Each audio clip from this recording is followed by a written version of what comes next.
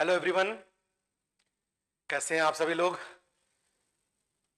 आज धनतेरस का दिन है और आगे भी त्योहारों की एक लाइन लगी हुई है। आप सभी को धनतेरस, दीपावली, भैया दूज और छठ पर्व की बहुत शुभकामनाएं। मां लक्ष्मी की कृपा आप और आपके परिवार पर बनी रहे। आप खुश रहें, बहुत जल्दी अपने लक्ष्य को हासिल करें, फेस्टिव सीजन का आनंद लीजिए। और यही जो होता है, एनर्जी को पुनः लाने का एक तरीका होता है कि समय समय पर जब हम ऐसी चीजों में जुड़ते हैं तो जब थके होते हैं तो फिर पुनः पुनः एक बार आगे की रण के लिए तैयार हो जाते हैं। तो अभी थोड़ा सा एंजॉयमेंट, थोड़ा थोड़ा पढ़ाई भी कंटिन्यू रहे और उसके बाद जब आइए छठ के बाद फिर एक बार पुनः उसी जोश के साथ अपने अगले लक्ष्य के लिए लग जाइए। तो जैसा कि हम लोगों ने देखा था, एंशिएंट हिस्ट्री की एक सीरीज, हमने क्वेश्चन सीरीज शुरू की थी जो सभी प्रतियोगी परीक्षाओं के लिए एक महत्वपूर्ण हमने क्वेश्चन बैंक जो तैयार कर रखा है। उसमें एंशिएंट हिस्ट्री का सेकंड चैप्टर जो वैदिक एज या वैदिक सिविलाइजेशन, वैदिक सभ्यता, वो चल रहा था और उसमें दो सीरीज हम ले चुके हैं। आज लास्ट होगा और हम लोग तीसरे चैप्टर पर आ जाएंगे, प्री मौर्य या प्राक मौर्य पर, जिसको महाजनपद काल भी कहते हैं। तो देखते हैं अगला कुछ क्वेश्चंस जो हैं 10-12 प्रश्न जितने बचे हुए हैं, तो आज इस चैप्टर को फिनिश किया जाए। तो नेक्स्ट क्वेश्चन के बढ़ते हैं, जहां से हम लोग पीछे लास्ट समाप्त किए तो उसके आगे बढ़ते हैं। नेक्स्ट क्वेश्चन आपका जो है वो है, नदी तमा माते तमा या देवी तमा के नाम से जानी जाती थी। हल्की फुल्की चर्चा पहले आई है, हालांकि ये नाम का हमने इस्तेमाल नहीं किया था, लेकिन हाँ ये आप जान गए थे कि एक तरफ सिंधु नदी है जिसकी बहुत चर्चा है और सर्वप्रमुख नदी है, लेकिन सरस्वती नदी जो है वह धार्मिक दृष्टि से कहा जाए अगर तो बहुत पवित्र थी और उसी धार्मिक दृष्टि को देखते हुए उसे कुछ अन्य नाम भी दिए गए हैं। वही है नदी तमा, माते तमा या देवी तमा। तो इसका आंसर जो होगा वो हो जाएगा सी, सरस्वती नदी। तो इसमें और कुछ खास नहीं है। शतुद्री चर्चा हम लोग पीछे कर ही चुके हैं। शतुद्री मतलब सतलज, विपाशा मतलब व्यास, सिंधु सर्व प्रमुख नदी थी, चर्चा हुई है। सिंधु के लिए भी एक शब्द आता है हिरण्यनी, उसके आर्थिक महत्व को देखते हुए में भी वो आगे आ ही जाएगा क्वेश्चन। तो नेक्स्ट अगला क्वेश्चन देखा जाए। शुक्ल और कृष्ण किस वेद की शाखाएं? हालांकि ऋग्वेद की भी शाखाएं हैं। इसका आंसर पहले आप जान लें, इसका आंसर आपका यजुर्वेद है। तो हम आगे बात करें, ऋग्वेद की भी शाखाएं हैं, सामवेद की भी शाखाएं हैं, यजुर्वेद जैसा कि आपको दिया गया शुक्ल यजुर्वेद और कृष्ण यजुर्वेद कहते हैं। लेकिन यही प्रायः आता है आपके एग्जाम में। हालांकि और भी है, जैसे ऋग्वेद है, ऋग्वेद की 5 शाखाएं हैं, शाकल, वाष्कल, अश्वलायन, सांख्यायन और मांडूक्य। यजुर्वेद दे दिया आपका शुक्ल यजुर्वेद और कृष्ण यजुर्वेद। सामवेद कौथुमी, रामायणी और जैमिनी, और अथर्ववेद के भी शौनक और पिप्पलाद। लेकिन हम इसलिए नहीं लिख रहे हैं, हम इसको लिखते जैसा कि पहले भी हमने कहा, लेकिन इन सब की आपको आवश्यकता नहीं है। ये सुना हुआ है, आपके रिकॉर्डिंग में तो आ ही गया। आप एक दो बार जब भी सुनेंगे तो दिमाग में रहेगा कि कभी, जैसे हमने कहा ना, वो क्वेश्चन जो कभी कभी आ जाते हैं जो अननोन जैसे होते हैं, हमने जिनको कि चौथी कैटेगरी में डाल दिया या तीसरे कैटेगरी में भी हम अगर रख के चले और ऑप्शन देखने के बाद कुछ कुछ स्ट्राइक कर जाए कि पॉसिबिलिटी है, प्रोबेबिलिटी है कि 70-80% यही सही हो जाएगा, तो जब 2-3 बार सुने होंगे तो उससे काम। लेकिन हाँ, यजुर्वेद की जो कृष्ण और शुक्ल है ये नहीं सुना हुआ नहीं होना चाहिए, ये मालूम होना चाहिए। तो शुक्ल यजुर्वेद और कृष्ण यजुर्वेद, तो वहां तो शुक्ल और कृष्ण लिखा है, वहां यजुर्वेद नहीं लिखा होगा, तभी आप आंसर देंगे। तो शुक्ल और कृष्ण यजुर्वेद की 2 शाखाएं हैं और सबको हमने बोल दिया है।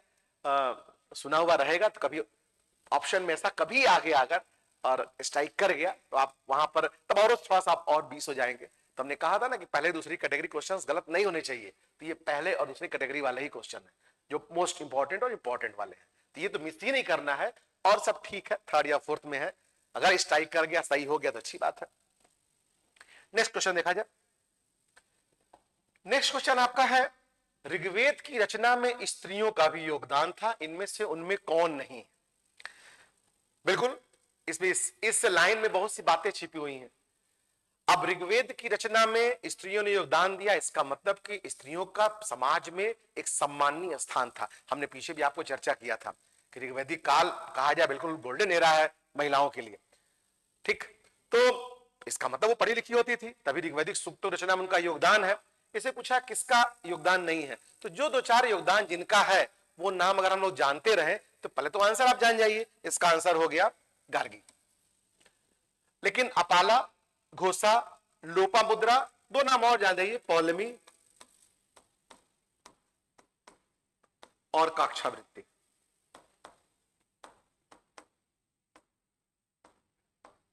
ये भी जान जाए तो ठीक ही है।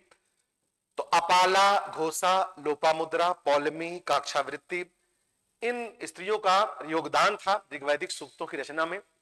उसमें एक ऑप्शन में आपका गार्गी आ गया जो नहीं है, तो यही आपका आंसर हो गया। ठीक है, नेक्स्ट क्वेश्चन देखा जाए।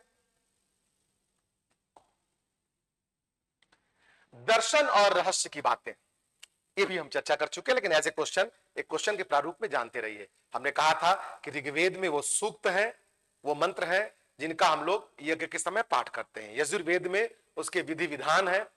लेकिन वेद में जब बात आ रही थी, और वेद और ब्राह्मण, ब्राह्मण तो इन वेदों की व्याख्याएं हो गई, तो वेद और ब्राह्मण में तो याज्ञिक विधि विधान, सूक्त आदि सब चर्चा है, कर्मकांड, बलिवर सब कुछ है। लेकिन आरण्यक और उपनिषद में, आरण्यकों में दर्शन और रहस्य की बातें, आत्मा, परमात्मा, चिंतन, मनन, कहीं ना कहीं इन सब की बातें हैं। और उसी का चरम है उपनिषद में, मतलब अपने पीक कह सकते हैं आप उसका। तो जब भी ऐसा क्वेश्चन आए कि किसमें दार्शनिक और आध्यात्मिक बातें हैं, जो वैदिक साहित्य है, हमने कहा ना वेद, आरण्यक, ब्राह्मण और उपनिषद, ये चार वैदिक साहित्य हैं। वेद, ब्राह्मण ग्रंथ, आरण्यक और उपनिषद, ये चार वैदिक साहित्य हैं। इनमें जो लास्ट का दो नाम हम ले रहे हैं, आरण्यक, अरण्य मतलब होता है जंगल, आरण्यक और उपनिषद, तो अमूमन गृहस्थ के बाद वाली स्थिति जब होती है तो यही होती है, तब हम लोग अध्यात्म की ओर बढ़ते हैं। तो आरण्यक और उपनिषद में जहां दर्शन और रहस्य इस सब की शुरुआत आरण्यक में होती है, वहीं उपनिषद काल तक आते आते वो अपने पीक पर, अपने चरम पर होती है। तो इसका आंसर हो जाएगा डी, आरण्यक और उपनिषद। ऋग्वेद, यजुर्वेद, ब्राह्मण में क्या है हमने आपको अभी जस्ट बताया है। नेक्स्ट क्वेश्चन पे चला जाए। ऋग्वैदिक आर्यों की सर्व प्रमुख पशु, बार बार चर्चा पीछे आ चुका है, बहुत समय देने की आवश्यकता नहीं है। अब सच तो यही कहा जाए कि क्वेश्चन अब जो हम पीछे एक्सप्लेनेशन कर चुके हैं वो रिपीट हो रहा है अब। तो हमने आपको कहा था कि अगर वाकई में एक चैप्टर से 25 से 30 क्वेश्चन ठीक से लगा लिया जाए विथ एक्सप्लेनेशन, तो वो 50-60 क्वेश्चन कवर करता है। और अगर हमने 25-30 क्वेश्चन ठीक से लगा लिया है तो काम एक्चुअली वही हो गया। अब आप देखेंगे बहुत सी चीजें अपने आप आगे वही बढ़ रही हैं। ये भी देखिए पीछे में चर्चा कर चुके हैं, ऋग्वेद में जन शब्द कितनी बार आया है, तो ऋग्वेद में जन शब्द पीछे हम चर्चा भी कर चुके हैं, वो 275 बार आया है, हम लोग चर्चा कर चुके हैं, 20 का आंसर होगा। तो चीजें अब रिपीट ही हो रही हैं। इट मींस कि सभी अच्छे क्वेश्चंस आपके एक्सप्लेनेशन के दौरान भी आ गए हैं। तो कंटेंट ऑलमोस्ट कवर हो रहा है वैदिक युग का। ऋग्वैदिक समाज का पहला विभाजन, ये भी हम बता चुके हैं कि ऋग्वैदिक काल में जब सामाजिक जीवन की बात आई थी, हमने कहा था कि पहले पहले समाज को वर्ण के आधार पर, यहां कभी कभी पूछता है वर्ण से क्या अभिप्राय है, तो जो पहला विभाजन था आपका ऋग्वैदिक समाज में, हम पहले बता चुके हैं, जो पहला विभाजन था ये लिखा हुआ है, ये वर्ण के आधार पर था। यहां वर्ण का मतलब था रंग। कभी कभी ये भी पूछ देता है कि ऋग्वैदिक समाज का पहला विभाजन वर्ण के आधार पर हुआ है, यहां वर्ण से क्या अभिप्राय है, क्या तात्पर्य है, क्या मीनिंग है, तो वो है रंग से। और हमने आपको बताया था कि जो पहला विभाजन था वो आर्य जो गोरे थे और अनार्य जो श्याम वर्ण के थे, एक गौर वर्ण के थे, एक श्याम वर्ण के थे। ठीक, इनके अपने सांस्कृतिक भी भिन्नताएं भी थी, ऐसा नहीं केवल रंग की बात थी, और इनके सांस्कृतिक विशेषताओं में भी भिन्नता थी। और दूसरा विभाजन हमने आपको बताया था वो किस आधार पे हुआ था, बिल्कुल ध्यान होगा आपको, वो था कर्म अथवा व्यवसाय के आधार पर। वो था पहले तो ब्राह्मण, क्षत्रिय और बचे हुए को विश्व कहा गया, विषह। लेकिन बाद में इन चारों का विभाजन कर दिया गया, ब्राह्मण, क्षत्रिय, वैश्य और शूद्र। और इसका उल्लेख पहली बार जो हुआ है आप पीछे पढ़ चुके हैं, नहीं लिख रहे हम, ऋग्वेद के 10वें मंडल के पुरुष सूक्त में चर्चा पीछे हो चुकी है। पहली बार ब्राह्मण क्षत्रिय वैश्य शूद्र की चर्चा हुई है कि आदि पुरुष ब्रह्मा के मुख से, डिटेल पीछे हमने दिया हुआ है, समय न गवाया जाए यहां पर। तो क्वेश्चन का तो आंसर क्लियर हो गया। इसका आंसर हो गया आपका, पहला विभाजन किस आधार पे हुआ था, तो वो हो जाएगा आपका वर्ण के आधार पे हुआ था। और उसी काल में दूसरा विभाजन किस आधार पे हुआ था, कर्म अथवा व्यवसाय के आधार पर हुआ था। जो जैसा काम करेगा वो उस वर्ण का कहा जाएगा, जन्म से मतलब नहीं था। अगर वो अपना प्रोफेशन चेंज कर रहा है तो उसका वर्ण अपने आप बदल जाएगा। ये हम लोग पीछे पढ़ चुके हैं। नेक्स्ट क्वेश्चन पे चला जाए। नेक्स्ट क्वेश्चन आपका है, ऋग्वैदिक कालीन किस नदी को, अभी हमने आप कहा सिंधु नदी को, उसकी आर्थिक महत्ता के कारण हिरण्यनी भी कहते हैं, और सरस्वती आप देख ही चुके हैं, नदी तमा माते तमा चर्चा आ चुकी है, तो वो हो गया सिंधु नदी। क्यों, इसके आर्थिक महत्ता को देखते हुए, इकोनॉमिक इंपॉर्टेंस को देखते हुए। नेक्स्ट क्वेश्चन देखा जाए फिर, ऋग्वेद में कुल कितने सूक्त हैं। देखिए ऋग्वेद में, भले तो आंसर हम बता दें आपको, यहां पे आप आंसर लगाएंगे 1028, ऑप्शन में जानबूझ करके 1017 भी हमने दिया हुआ है, और इसके पीछे वजह है, हम चाहते थे इसको नहीं डालते, कुछ और यहां डाल देते क्वेश्चन बनाते समय, बट हमने जानबूझकर दिया है। जानिए पूरा, क्योंकि कभी ऐसा भी हो सकता है ये ऑप्शन में ना हो, यही ऑप्शन में केवल हो। दोनों है तो क्या करेंगे, अब दोनों में से कोई एक है तो जो होगा वो आंसर लग जाएगा। अब ऐसे क्या कॉन्सेप्ट है वो जान जाइए। ऋग्वेद में प्रारंभ में 1017 सूक्त ही थे प्रारंभ में, ठीक। बाद में क्या हुआ, एक ऋषि है, उनका नाम है बालखिल्य, इन्होंने इसमें 11 सूक्त और जोड़ दिए, तो वही आपका जो है 1017 में जब आप 11 जोड़ देंगे तो इसका जो यूज आ जाएगा वो 1028 आ जाएगा। और यही चूंकि लिखा हुआ कुल कितने सूक्त हैं, इसलिए 1028 ही आंसर होगा। लेकिन कभी ऐसा हो गया है कि ऑप्शन में तब भी कुल लिखा है और 1028 ऑप्शन में है ही नहीं, और पेपर में क्वेश्चन में कुल लिखा हुआ है, तो आप बिल्कुल अगर 1017 है तो आप लगा दीजिएगा, वो सही भी हो जाएगा। लेकिन जानते रहिए 1017 ही था, बाद में बालखिल्य ने उसमें 11 जोड़ दिया, इसलिए वो 1028 हो गया। तो कुल कहा जाए सही आंसर तो 1028 ही है, बट ऑप्शन के हिसाब से आप अपने आंसर को देख सकते हैं, उस हिसाब से ऑप्ट कर सकते हैं। नेक्स्ट क्वेश्चन देखा जाए। नेक्स्ट क्वेश्चन है आपका, मैं कवि हूं, मेरे पिता वैद्य हैं और मेरी माता आटा की चक्की चलाने वाली है। इसका भी अपना एक भाव है, और उस भाव की चर्चा अभी भी हमने किया, पीछे भी कर चुके हैं। हमने कहा ना कि ऋग्वैदिक काल में समाज में जो दूसरी बार जो विभाजन हुआ, पहले तो वर्ण के आधार पर हो ही गया, लेकिन ये देखा गया कि अलग अलग तरह के लोग अलग अलग काम करते हैं, तो कर्म को आधार बना करके समाज को बांट दिया, ब्राह्मण क्षत्रिय वैश्य शूद्र, ठीक है, ठीक। ये वही उसी चीज को एक्सप्लेन कर रहा है, जहां हमने कहा ना कि एक ही व्यक्ति या एक ही परिवार में कई वर्ण के लोग हो सकते हैं, वो यही बता रहा है जो हमने आपको पीछे एक्सप्लेन किया था। इस स्टेटमेंट में वही बात छिपी हुई कि ऋग्वेद में लिखा है, मैं कवि हूं, मेरे पिता वैद्य हैं और मेरी माता आटा की चक्की चलाती है, अर्थात एक ही परिवार में अलग अलग वर्ण या व्यवसाय के लोग होते थे या हो सकते थे। वर्ण या व्यवसाय हमेशा हम एक साथ बोल रहे हैं, क्योंकि व्यवसाय से ही वर्ण तय होता था ऋग्वैदिक काल में। उत्तर वैदिक काल में जन्म के आधार पर, खूब पीछे में चर्चा की है, दिमाग में बिल्कुल बैठा लीजिए। इससे रिलेटेड क्वेश्चन हमने यूपीएससी का भी एक चर्चा कर दिया था, आएगा भले ही नहीं आप में, लेकिन हमने वो भी बता दिया था कि उसी को कॉन्सेप्ट बेस कैसे क्वेश्चन बना दिया।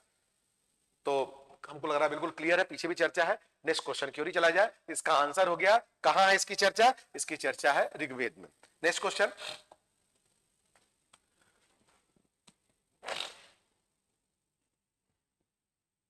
नेक्स्ट क्वेश्चन आपका है, ऋग्वैदिक कालीन महिलाओं के संदर्भ में क्या सही नहीं है। तो हमने कहा कि महिलाओं की स्थिति बहुत अच्छी थी, तो जो भी अच्छी बातें हैं, क्या उनका उपनयन संस्कार होता था, हाँ होता था। क्या उन्हें शिक्षा दी जाती थी, हाँ शिक्षा दी जाती थी। क्या स्वयंवर प्रथा थी, बिल्कुल थी।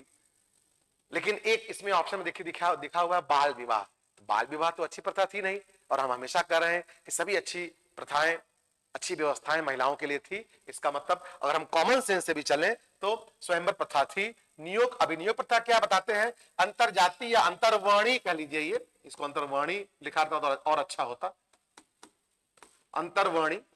तो ये भी सही है आपका, ये भी सही है, ये भी सही है, ये भी सही है। मतलब स्वयंवर प्रथा भी थी, अपने हिसाब से अपना पति चुनने का अधिकार। उसके बाद नियोग प्रथा भी था, वो क्या है अभी बताते हैं। अंतरवर्णी, जाति शब्द तो नहीं है बट ऑप्शन में रहता है, अभी जाति जैसी बात नहीं है, वहां होना चाहिए अंतरवर्णी। अंतरवर्णी एक वर्ण का विवाह दूसरे वर्ण में हो सकता था, बट बाल विवाह नहीं था। तो इसका आंसर हो जाएगा क्या सही नहीं है, तो बाल विवाह नहीं था। महिलाएं शिक्षित होती थी, महिलाओं को राजनीतिक अधिकार था, यज्ञ में पति के साथ वो भी बैठती थी, तो महिलाओं को बिल्कुल सभी अच्छे अधिकार हासिल थे। लेकिन जो बुरी बात यहाँ पे है वो बाल विवाह उस समय नहीं था। तो ये आपका आंसर हो गया। तो अगर आप इसको मोटे मोटे तौर पर ऐसे दिमाग बैठा लें कि हर अच्छी चीजें जो थी वो उनके पक्ष में थी, तो कोई भी ऐसी चीज, दहेज प्रथा भी नहीं थी, उपहार दिया जाता जिसको वस्तु कहते थे। आज वही बिगड़ गया है, जो अनिवार्य कर दिया गया कि डिमांड होने लगी अब कि हमको यही चाहिए, इसी ब्रांड का चाहिए। हालांकि अब जो नई पीढ़ी आ रही है बहुत बदलाव है और वह इन सब चीजों को बिल्कुल एक्सेप्ट नहीं करे, बहुत अच्छी बात है। तो नई जनरेशन ने एक नया निश्चित तौर पर एक रिवोल्यूशन लाने का प्रयास किया है, बट अभी पिछला जो कुछ एक डिकेड जो गया, दशक गया, उसमें चीजें बहुत बुरी हुई थी। तो उस समय जो था वो उपहार के रूप में था, लेकिन बाद में वही दहेज और अनिवार्यता जो हो गया। तो इसका आंसर ए हो गया और कोई इसमें डाउट नहीं होना चाहिए। नेक्स्ट क्वेश्चन क्यों चलते हैं हम लोग। नेक्स्ट क्वेश्चन है, ऋग्वैदिक काल के संदर्भ में सही नहीं है। दास प्रथा थी, सुरापान प्रचलन में था, द्यूत कीड़ा नहीं होती थी, सोम रस का पान करते थे। क्या नहीं था? तो दास प्रथा, अब इससे आपको पता चल गया क्या क्या चीजें थी। दास प्रथा थी, पुरोहितों को दास दासियां दान में देने का बार बार उल्लेख मिलता है। हालांकि उनसे घरेलू कार्य लिया जाता था, कृषि संबंधी और अन्य वैसे कार्य उनसे नहीं लिए जाते थे। तो दास प्रथा थी। सुरापान पीछे चर्चा आ चुका है, हालांकि इसकी निंदा की गई है बट था। सोमरस का पान, इसके लिए तो प्रशंसक शब्द है, सोम का उल्लेख 9वें मंडल में है, चर्चा आ चुका है, ये भी सही हो गया। द्यूत क्रीड़ा नहीं होती थी, नहीं, पीछे भी हमने एक बार चर्चा किया है कि उनके मनोरंजन के साधन में ही था। जब हमने बताया था कि मैत्राणी संहिता में स्त्री को मदिरा और द्यूत की श्रेणी में रखा गया है। इसका मतलब द्यूत क्रीड़ा भी थी और मदिरा का भी सेवन होता था। तो द्यूत क्रीड़ा नहीं होती थी ऐसा नहीं है, द्यूत मतलब होता है जुआ, तो वो होता था। ऋग्वेद में ही एक सूक्त भी है जिसको कहते हैं जुआरी का विलाप। मतलब एक जुआरी जो है, बहुत से लोग तो दीपावली का पर्व आया है इस समय में उसको एक शुभ मान करके एक परंपरा के रूप में बहुत से लोग तो एक दिन दिवाली के जस्ट अगले दिन शायद खेलते भी हैं, अभी भी एक शायद पुरानी परंपरा चली आ रही है। हालांकि अब उसका भी रूप बहुत बदल गया है, तो वो अच्छा तो नहीं है वो। तो ऋग्वेद में एक और सूक्त है, थोड़ा कठिन है लेकिन कभी कभी वो भी आता है कि जुआरी का विलाप नामक उक्ति या स्टेटमेंट कहां से लिया गया है, तो वो ऋग्वेद में ही है। मतलब एक जुआरी जो है वो अपना सब कुछ दाव में हार गया है और विलाप मतलब रो रहा है, दुख प्रकट कर रहा है। तो इसका मतलब द्यूत था, यहां दे रहा है कि नहीं था, इसका मतलब यही आंसर हो जाएगा। तो सी आंसर हो गया। नेक्स्ट क्वेश्चन में आ जाइए। नेक्स्ट क्वेश्चन है आपका, ऋग्वैदिक काल में दूसरे प्रमुख देवता थे, कई बार चर्चा आ गई। पहले नंबर पर इंद्र, 250 सूक्त, हमने कहा था कम से कम 2 जरूर जानिए, पहले और दूसरे। पहले नंबर पर इंद्र और दूसरे नंबर पर अग्नि, इनके लिए कितने सूक्त थे? इनके लिए 200 सूक्त थे। कभी कभी ये भी आता है, ध्यान दीजिएगा, इन्हें मध्यस्थ देवता भी कहते हैं।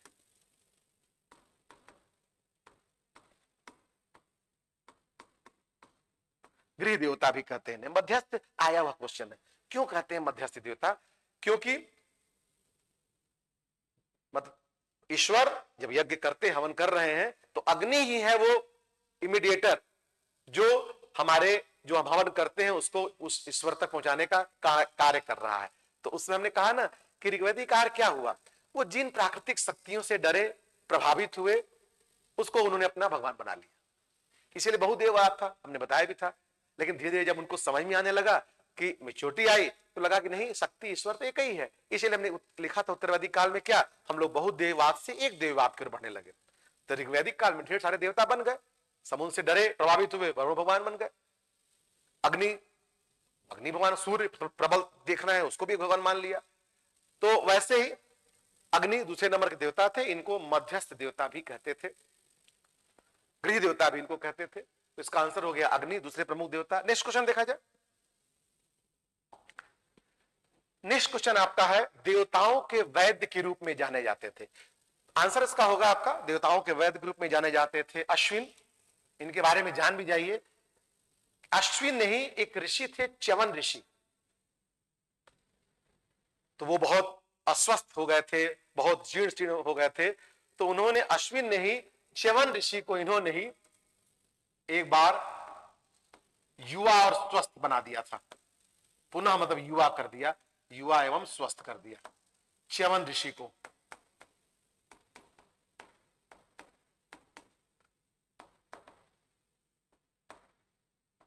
इसी यही च्यवन है जिससे आप एक बन गया च्यवनप्राश, तो इन्हीं के नाम से। तो वो च्यवन ऋषि थे, और किसने, वो अश्विन ने। अब ऐसे इनको देवताओं का वैद्य भी कहते हैं। ये आपका आंसर हो गया। नेक्स्ट आप आ जाइए क्वेश्चन, आर्यों के उत्तर वैदिक काल में पूर्व की ओर विस्तार की कहानी दी गई है। तो पहले तो इसका आंसर जान जाए, आपको आंसर मालूम है, हम पीछे ही बता चुके हैं, शतपथ ब्राह्मण, और बता भी चुके हैं शतपथ ब्राह्मण किसका है, वो यजुर्वेद का है, शतपथ और तैत्तिरीय। और उसी समय हमने चर्चा किया था कि ऋग वैदिक काल में आर्य कहां थे, वो सप्त सैंधव प्रदेश था, 7 नदियों का क्षेत्र था, पीछे हम सब बताए हुए हैं। उसी क्षेत्र में वो नोमैडिक या खानाबदोश जीवन व्यतीत कर रहे थे। लेकिन उत्तर वैदिक काल में, जो आपका 1000 से 600 ईसा पूर्व वाला समय है, उस दौर में इन आर्यों का पूर्व की ओर एक्सपेंशन, विस्तार हुआ, जो धीरे धीरे पहले पश्चिमी उत्तर प्रदेश तक और फिर और पूरब की ओर बढ़ते हुए उत्तरी बिहार तक फैल गए थे। अब इस विस्तार की कहानी कहां दी गई, पूरी चर्चा, तो वो कहानी दी गई है यजुर्वेद का ब्राह्मण ग्रंथ है शतपथ ब्राह्मण, हम पीछे बता भी चुके हैं, उसी में इसकी चर्चा हुई है। ठीक, तो इस तरीके से हम लोग देखा जाए तो इसमें और भी जो ऑप्शन भी हैं, अब इसी से हमको कहें, क्योंकि बार बार चर्चा हो चुकी है तो समय नहीं गंवाना है। अब जैसे ऐत्रेय ब्राह्मण है, अब आपको जानना चाहिए, इसी क्वेश्चन को साल पढ़ते समय एक्सप्लेन कर जाइए, किसका है, ऋग्वेद का। तांडव ब्राह्मण किसका है, सामवेद का है। तैत्तिरीय ब्राह्मण किसका, अभी बताया था हमने, शतपथ और तैत्तिरीय किसका है, यजुर्वेद का है। तो अब आपको ब्राह्मण ग्रंथ सबका आना चाहिए कि ऋग्वेद का ऐत्रेय और कौशिकी, यजुर्वेद का शतपथ और तैत्तिरीय, सामवेद का तांडव, जैमिनी और षड्विंश, तांडव को ही पंचविंश कहते हैं या महाब्राह्मण भी कहते हैं, और अथर्ववेद का गुपत या गुपत।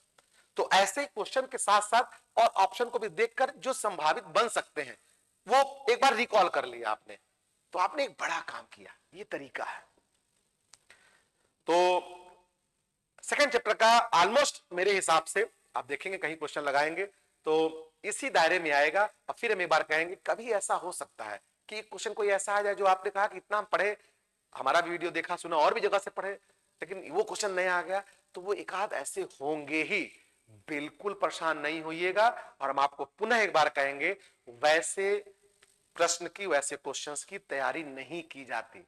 अगर आप उसको पकड़ने के चक्कर में पड़ेंगे तो ये सभी अच्छे क्वेश्चन आपके हाथ से निकल जाएंगे। मतलब वो 5% होते हैं, उस 5% को आप पकड़ेंगे तो 95% आपके हाथ से निकल जाएगा, और आपका जो सिलेक्शन होता है वो इन 95% से होता है। तो हमेशा समझिए कि अच्छे कॉमन क्वेश्चन से में जब कोई गलती होती है तब आप रेस से बाहर हो रहे होते हैं।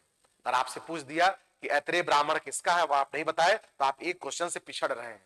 लेकिन आपसे पूछ दिया कि मैं कभी हूं, मेरे पिता वैद्य हैं, अगर गलती से गलत हो भी गया तो बहुत घबराने की बात नहीं है।